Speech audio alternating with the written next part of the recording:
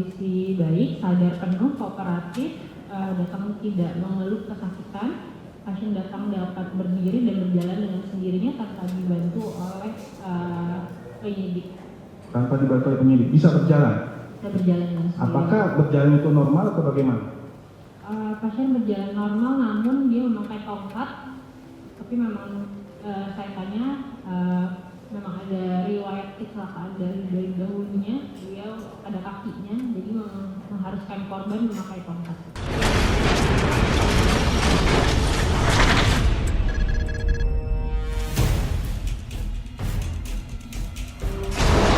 Tempat kursi di luar supaya ahli bisa nyaman menunggu. Nah, untuk dua ahli yang kebetulan dua-duanya dokter berkaitan dengan IKK, Ism Departemen ini, dari penasihat hukum, apakah dua-duanya kita periksa bersama, tidak keberatan? Baik, ya. Silakan saudara penuntut umum untuk mengajukan pertanyaan kepada dua orang ahli. Ya, terima kasih Mulia. Saudara Ali. Oke. Dari kedua ini siapa yang menerima kedatangan penyidik dengan korban atas nama Muhammad Saksi Posman untuk dilakukan observasi? Mohon izin saya yang Ya, bisa dijelaskan kapan dan apa dasarnya penyidik maupun saksi Muhammad Posman selaku korban untuk dilakukan observasi? Dijelaskan. Pada tanggal 26 Agustus 2021 pada pukul 16.45 korban datang dengan penyidik untuk meminta visum atas tindakan dugaan pengeroyokan yang terjadi di lapas korban. Pada saat itu korban mengeluh luka pada nyeri di bagian wajah, perut dan daerah pinggang sebelah kanan. Oke. Saudara berarti pada saat itu sedang berjaga, ada saat giliran berjaga? Iya. Oke, ada. Nah, kemudian apakah ada dasar surat diajukan dari penyidik yang menangani saat itu untuk diminta dilakukan observasi terhadap korban? Iya, ada. Ada. Oke. Kemudian apakah saudara terkait dengan apa yang disampaikan korban itu yang dilakukan observasi atau secara keseluruhan organ tubuh? Sesuai dengan SOP, pertama kita memeriksa keseluruhan dahulu, pemeriksaan fisik sesuai SOP, selanjutnya untuk memperinci lagi sesuai dengan keluhan yang korban keluhkan. Sesuai dengan keluhan. Sebelum korban menyampaikan keluhan, apakah diceritakan kronologis oleh penyidiknya? Tidak, saya menanyakan kepada menanyakan. apa yang terjadi. Pada saat saudara menerima korban, saksi Muhammad Posman, bagaimana kondisinya? Bisa jelaskan? Pasien datang dengan kondisi baik, sadar penuh, kooperatif, datang tidak mengeluh kesakitan. Pasien datang dapat berdiri dan berjalan dengan sendirinya tanpa dibantu oleh penyidik. Tanpa dibantu oleh penyidik, bisa berjalan? Bisa berjalan dengan sendiri. Apakah berjalan itu normal atau bagaimana? Pasien berjalan normal, namun dia memakai tongkat. Tapi memang saya tanya, memang ada riwayat kecelakaan dari dahulunya, beliau ada kakinya, jadi mengharuskan korban memakai tongkat. Memakai tongkat. Langsung saudara untuk melakukan observasi setelah kedatangan itu dan menceritakan korban kronologis mengenai kesehatan. Setelah datang, saya anamnesa dulu, saya tanyakan kejadiannya. Setelah itu saya pemeriksaan luar seperti scan vitalnya, lalu pemeriksaan fisik secara menyeluruh dan pemeriksaan detail untuk pemeriksaan luka memar dan lain-lainnya. Pemeriksaan berarti seluruh organ tubuh? Organ tubuh secara luar. Secara luar? Iya. Baik. Untuk secara bagian dalam tidak dilakukan pemeriksaan? Untuk bagian dalam seperti pemeriksaan penunjang seperti ronsen dan lain-lain butuh indikasi medis yang kuat jika akan dilakukan. Indikasi medis yang kuat, maksudnya mengeluhnya korban atau memang permintaannya atau bagaimana? Tidak, atas indikasi medis. Indikasi medis. Apakah memang itu indikasi medis itu dilihat dari fisik luar atau Dari pemeriksaan fisik luar. pemeriksaan fisik luar dulu? Dan tanda-tanda vital korban. Tanda apa? Tanda-tanda vital. Vital. Oh, baik. Berapa lama saudara melakukan observasi tersebut? Observasi dilakukan 2 sampai 3 jam di ruangan visum. Di ruangan visum. Oke. Kemudian, apakah saudara mengeluarkan hasil kesimpulan itu? Hasil kesimpulan observasi itu Iya, saya mengeluarkan di dalam visum. dikeluarkan oleh siapa? Saudara yang membuat hasil observasinya? Saya menuliskannya sendiri. Menuliskan sendiri. Apakah setelah mengeluarkan surat hasil observasi, kemudian untuk mengeluarkan selembar surat visum itu, apakah saudara melapor kepada atasan? Iya, pastinya kepada Atasan? kepada konsulen saya. Konsulen siapa itu? Pada saat itu dokter Farah. Farah, dokter Farah sebelah saudara ya? Ya itu. Oke.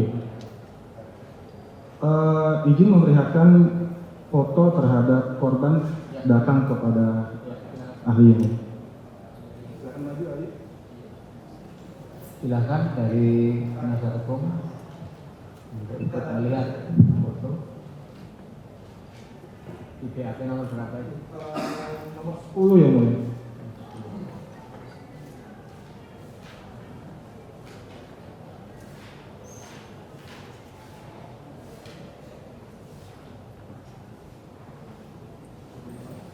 Apa yang ditanyakan? Ya, apakah benar pada saat Muhammad Osman datang dengan kondisi seperti ini yang di foto terlihat agak dibengkak? Ya, Ya, buka pada napas sebelah kiri. kiri korban.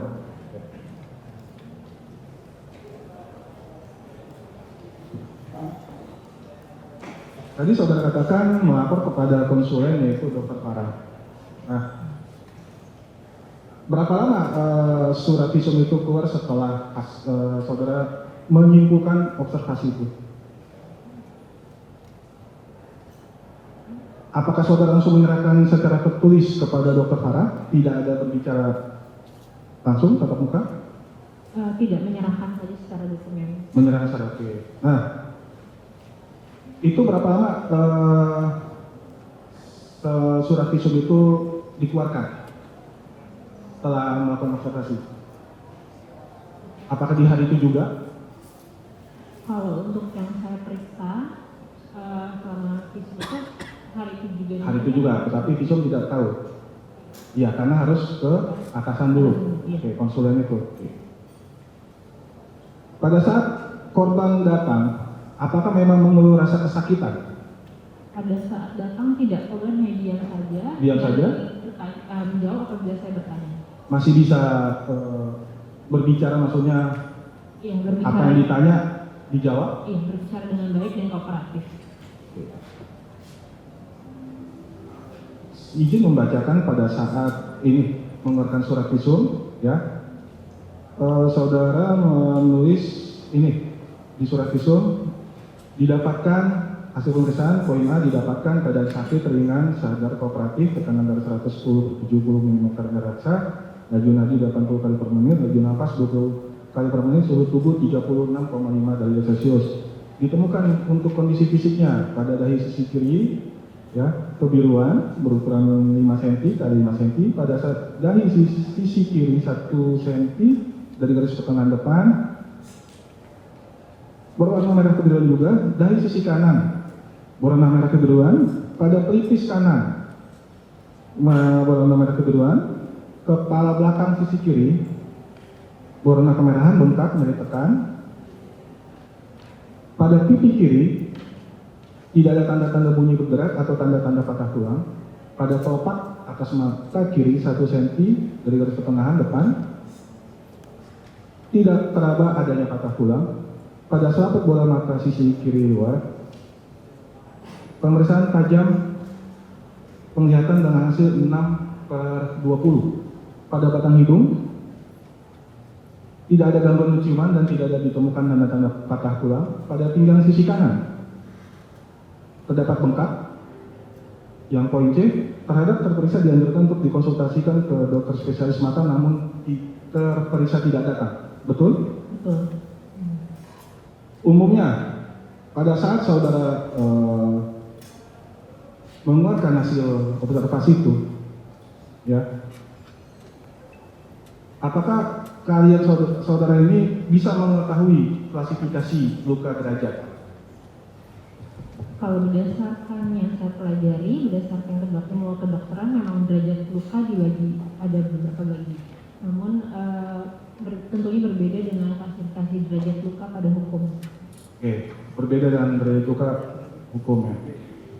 Apakah saudara yang membuat observasi itu membuat kesimpulan juga? Kesimpulannya yaitu akibat kekerasan yang dialami korban karena kekerasan benda tumpul dan tidak mengalami pekerjaan. Apakah saudara yang menyimpulkan itu atau konsulen? Saya yang menyimpulkan. Saudara yang menyimpulkan. Oke.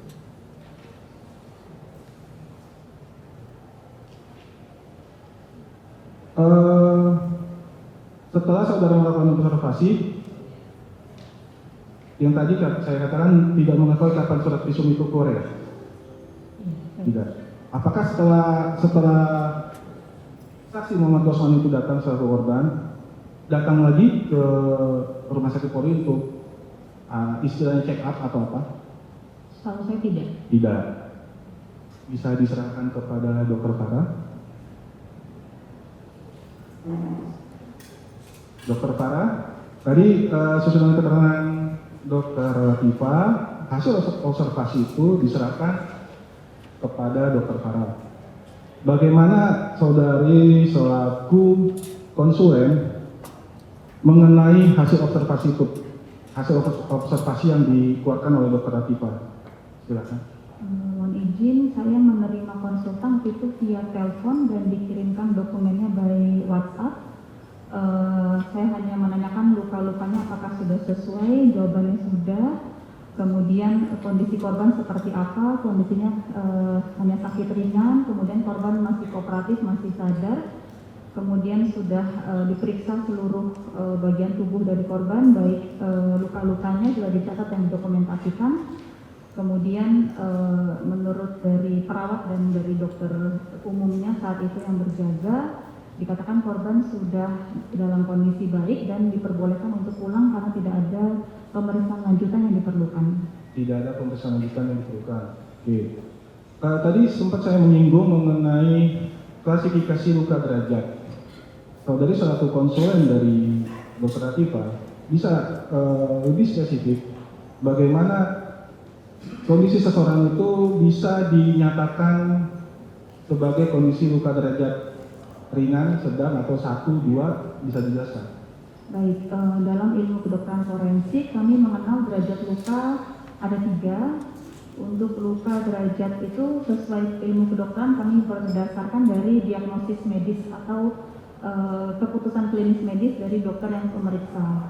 Kami katakan itu derajat lukanya ringan atau 1 jika memang secara kondisi medis korban tidak memerlukan adanya perawatan yang harus dirawat di rumah sakit ataupun luka-luka yang dialami oleh korban itu dapat sembuh sendiri tanpa pengobatan khusus. Kemudian kami simpulkan kalau itu luka derajat 3 atau berat adalah luka-luka yang dapat menimbulkan ancaman bahaya maut ataupun luka-luka yang dapat menimbulkan kecacatan secara permanen atau luka yang diharapkan tidak dapat sembuh sempurna. Kemudian luka derajat 2 itu kami simpulkan antara luka derajat 1 dan luka derajat 3. Oke, seperti itu. Mengenai keahlian saudari, apakah bisa mengetahui waktu timbulnya luka yang dialami oleh korban? Untuk timbulnya luka akan sangat berbeda pada setiap kondisi karena tergantung dari bagian tubuh mana yang terkena. Kemudian seberapa besar kekuatan trauma yang diterima oleh korban, kemudian juga akan sangat bergantung dari waktunya juga. Itu. Apakah dengan luka kekerasan benda tumpul bisa dirasakan di sakit di hari yang sama. Sudah. Tolong ya, yang di pengunjung sidang jangan melakukan aktivitas yang mengganggu kekhidmatan persidangan. Lalu lalang ya, nanti memberikan isyarat gitu. Ini tentang konsentrasi persidangan. Baik, silakan lanjutkan. Ya, terima kasih ya. Kembali ke Dokter Farah. Apakah dengan luka kekerasan yang dialami oleh benda tumpul dirasakan sakit itu di hari yang sama atau beberapa hari kemudian? Pada umumnya kalau seseorang menerima kekerasan tumpul, tergantung dari seberapa besar kekuatannya, pada umumnya dia langsung menimbulkan rasa sakit saat itu juga. Namun memang pada beberapa kondisi tergantung dari seberapa lama seseorang itu bisa dalam tubuh itu mengeluarkan sel-sel radangnya, sehingga mungkin bisa dirasakan lebih lambat dibandingkan biasanya. Meskipun lebih lambat daripada biasanya, seandainya umpama dia merasakan sakit di hari yang ketiga setelah korban itu merasa dipukul atau ditendang, kemudian korban itu tidak melakukan pemeriksaan kembali, apakah dengan dirasakan sakitnya itu bisa sembuh dengan sendirinya tanpa ada konsultasi, tanpa ada diperiksa, tanpa ada diberi obat? Sangat lazim sekali seseorang mengalami sakit berhari-hari setelah kejadian. Pada umumnya sih perlambatan itu mungkin hanya terjadi dalam waktu beberapa jam setelah kejadian. Namun kalau berhari-hari saya tidak bisa menjawab karena 3 hari itu adalah masa yang saya tidak mengetahui kejadian apa saja yang bisa terjadi di antara 3 hari itu. Itu saja, termasuk saya contoh kekerasan.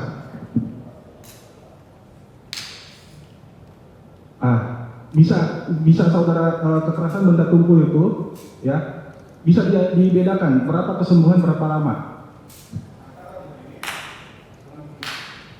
Ya, itu sangat bergantung dari kekuatannya. Seseorang yang menonjok, anak kecil sama orang dewasa pasti akan berbeda, Bapak. Baik. Jadi sangat bergantung karena kami tidak pernah melihat kejadiannya seperti apa. Jadi yang kami sampaikan oleh Dr. Latifah pun hanya sebatas bukti-bukti yang ditemukan pada tubuh korbannya. Selain dari itu di luar kewenangan kami untuk bisa menjawab. Oke, luar. Apakah ada bedanya pengertian radang dengan rasa sakit? Pada umumnya seseorang saat menerima kekerasan apapun itu, tumpul, tajam, senjata api, pasti akan menimbulkan reaksi tubuh. Salah satunya adalah reaksi peradangan pada tubuh. Reaksi radang ini dia akan berproses yang namanya biokimia dan fisiologi dalam tubuh itu, sehingga dia akan pada tubuh yang terkena kekerasan, di situ akan terjadi pelebaran pembuluh darah, kemudian sel-sel radang akan berkumpul di daerah tersebut sehingga akan menimbulkan rasa nyeri, rasa tidak nyaman, mungkin kemerahan, mungkin bengkak. Tapi pada setiap orang itu pasti akan berbeda-beda. Berbeda, tergantung kondisi korban. Kondisi korban, tergantung daerah tubuh mana yang terkena, serta tergantung dari biomekanika trauma yang diterima oleh korban. Oke, terkait dengan radang ataupun sakit, luka sakit, tingkat kesembuhan mana yang lebih cepat, radang atau luka sakit? Itu satu kesatuan. Satu kesatuan. Betul. Oke, baik.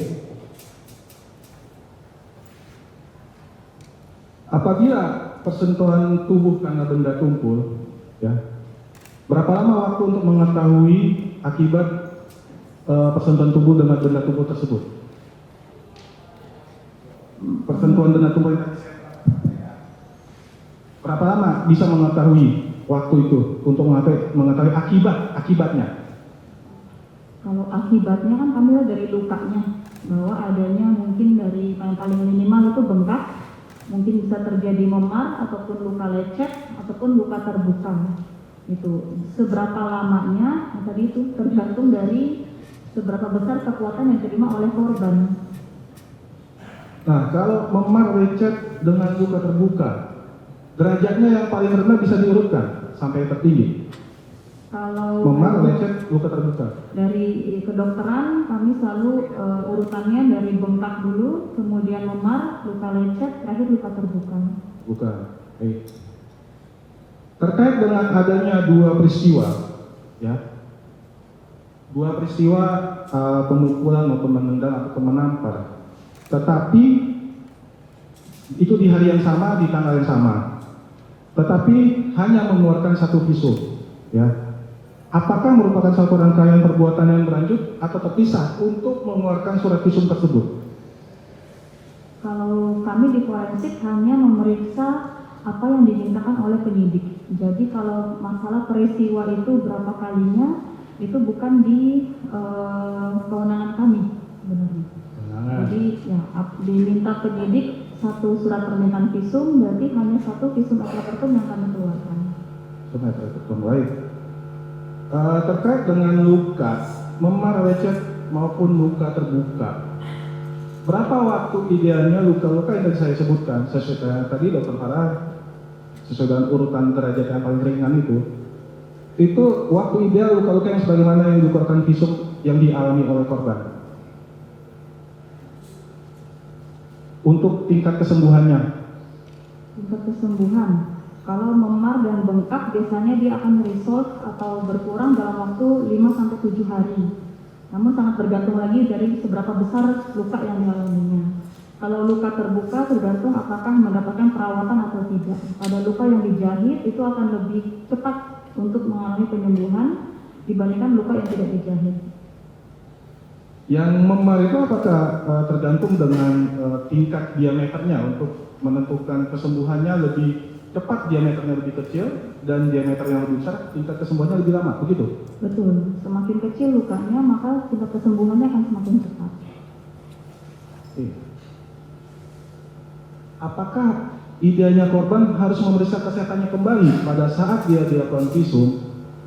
Di situ dia belum merasakan sakit nyeri, tetapi secara fisik dia sudah terlihat, ya. Apakah ideal korban harus memeriksa kesehatannya kembali karena posisi misalkan umpamanya korban itu seorang tahanan, apakah idealnya wajib untuk memeriksa kembali kesehatannya atau tidak? Kalau memang dirasa perlu oleh dokter yang pemeriksanya, pasti akan diminta untuk diperiksakan kembali. Tapi visum ini tidak diminta untuk memeriksa kembali?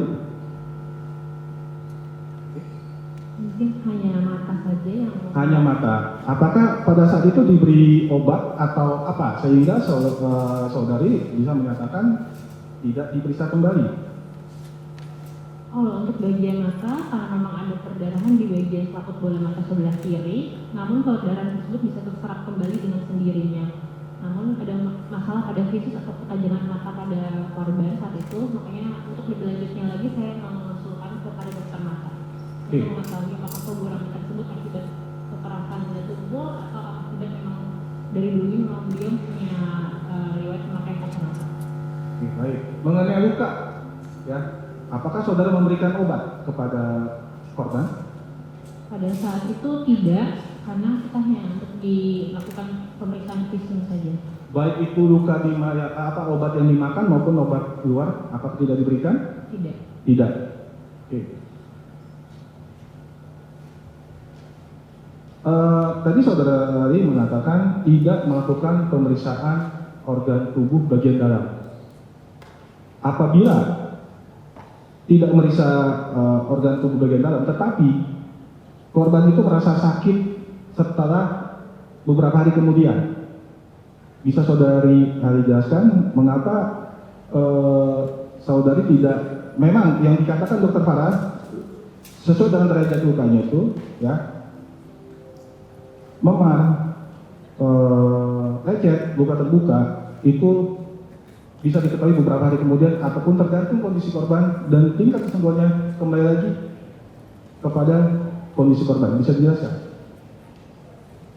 Pada saat pemeriksaan, saya sudah melakukan pemeriksaan fisik secara luar, yaitu palpasi dan auskultasi, yaitu memakai stetoskop untuk masalah pada paru, jantung, lalu menyeluruh dari kepala sampai ke kaki, lalu secara mendetail saya pada luka-luka memarnya.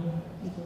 Kalau untuk pemeriksaan dalamnya itu mungkin seperti ronsen dan lain-lain itu memang membutuhkan indikasi medis yang kuat.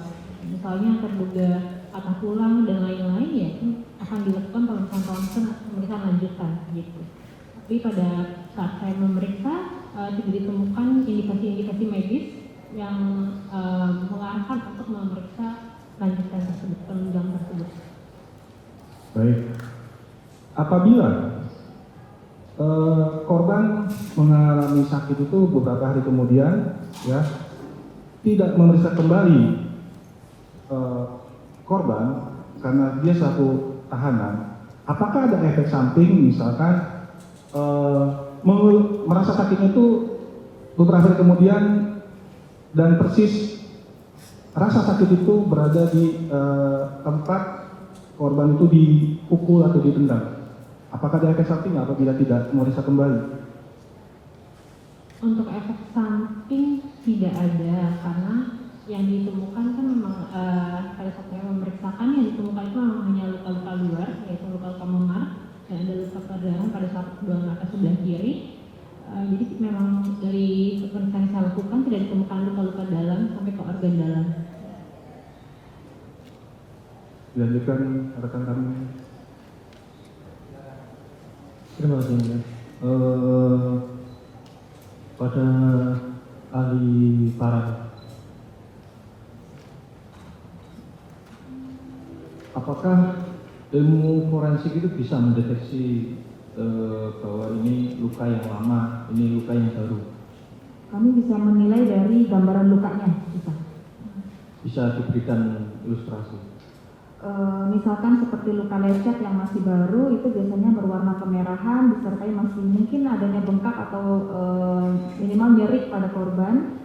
Setelah lebih dari 24 jam maka akan terjadi proses penyembuhan dengan terbentuknya keropeng. Mungkin bapak-bapak pernah lihat ada luka lecet tertutup keropeng, itu adalah luka lecet yang lama. Jadi itu adalah proses penyembuhan. Begitu pula dengan memar masih tahap-tahap awal biasanya masih berwarna merah, kebiruan, keunguan, kemudian lama-lama lebih dari 18 jam, kurang lebih 18 sampai 24 jam, memar itu akan mulai berubah warnanya dari yang bagian petiknya berwarna kehijauan, kemudian lebih dari 5 hari berubah menjadi warna coklat kekuningan. Ya. Kalau ini adalah luka yang istilahnya didapatnya selisihnya selisih jam, bukan selisih hari. Dalam hari yang sama, tapi jamnya yang berbeda, apakah bisa dideteksi? Secara fisik sulit untuk bisa dibedakan. Sulit untuk bisa dibedakan. Ya, oke. Selanjutnya, apakah ada perbedaan proses penyembuhan dari seorang pasien yang terkena diabetes dan orang yang normal, maksudnya tidak terkena diabetes? Tergantung dari jenis lukanya. Kalau memang lukanya itu sampai menimbulkan gangguan pembuluh darah, karena diabetes itu gangguannya di pembuluh darah, maka mungkin penyembuhan pada pasien diabetes akan lebih lama dibandingkan orang yang tidak memiliki kelainan pada pembuluh darahnya. Kalau untuk luka bengkak dan luka memar, apakah ada efeknya? Tidak ada. Tidak ada.